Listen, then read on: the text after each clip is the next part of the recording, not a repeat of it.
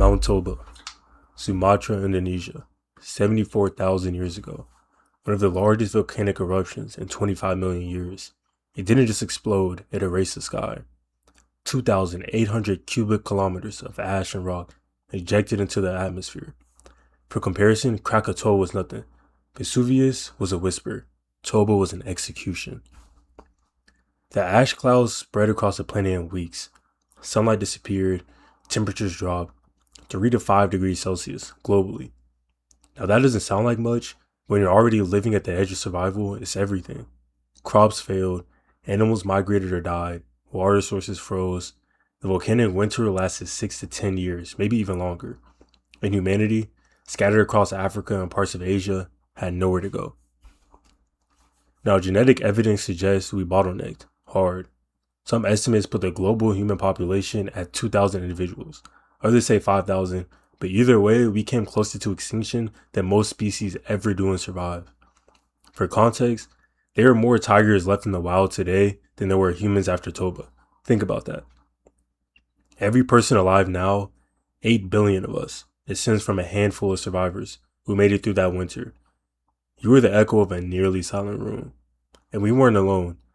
Neanderthals, Denisovans, other branches of the human family tree, they were here too. Strong, adapted, intelligent, but they didn't make it.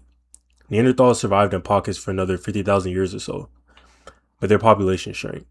Genetic diversity collapsed. Denisovans, even less understood, faded into myths and bone fragments. By the time agriculture began, we were the only humans left. Not because we were better, but because we got lucky. Imagine the days after Toba. You wake up to gray skies that never clear. The sun is a memory. Your group, maybe 30 people, is all you've ever known. Half of them won't survive the year. You hunt, but the animals are gone. You gather, but the plants are dead. You keep a fire alive, because without it, you freeze. And if that fire goes out, if the embers die while you sleep, you die with them. There were no second chances, no rescue, no respawns. No one was coming. Every decision was life or death. Do you stay near the cave, or do you move and risk getting lost? Do you eat the last of your stored food now, or save it for tomorrow? Do you help the sick child, or do you leave them behind so the group can survive? These weren't moral dilemmas for them. They were Tuesday, and most groups didn't make it. We only know about the ones who did because we're here. The rest are dust, unnamed, forgotten, erased by cold and hunger and time. Here's what haunts me. Modern humans, Homo sapiens, have remarkably low genetic diversity, lower than most species our size. Chimpanzees, who live in small, isolated groups, have more genetic variation than we do. That's the scar Toba left. We all carry it. Every human alive today is more closely related to each other than 2 chimpanzees from the same forest. We are a species that survived by the thinnest margin, and that fragility is written into our DNA. We didn't conquer the earth, we barely escaped it. The other human species didn't get that chance. Neanderthals, with their stocky frames built for Ice Age Europe, gone.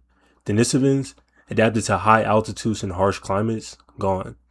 Homo erectus, who survived for nearly 2 million years, gone. We think of ourselves as the pinnacle, the inevitable result of evolution, but we're not. We're the leftovers. The species that happened to be in the right place at the right time when the sky fell. And if Toba had been slightly worse, if the winter had lasted 20 years instead of 10, you wouldn't be watching this. No one would. Survival wasn't about intelligence. It was about luck, geography, a cave that stayed warm, a group that shared food, a fire that didn't go out. The humans who survived Toba weren't superhuman. They were terrified, starving, and desperate. They watched their children die. They buried their parents in frozen ground.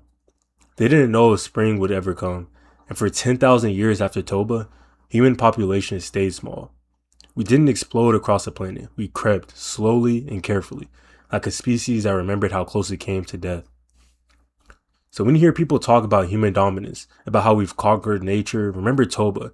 Remember that 70,000 years ago, we were nearly erased by ash and cold. Remember that every person you've ever met is descended from a group small enough to fit in a high school gym. We didn't win, we survived. Barely. And survival is not the same as strength. The Earth didn't notice when we almost disappeared, and it won't notice the next time either.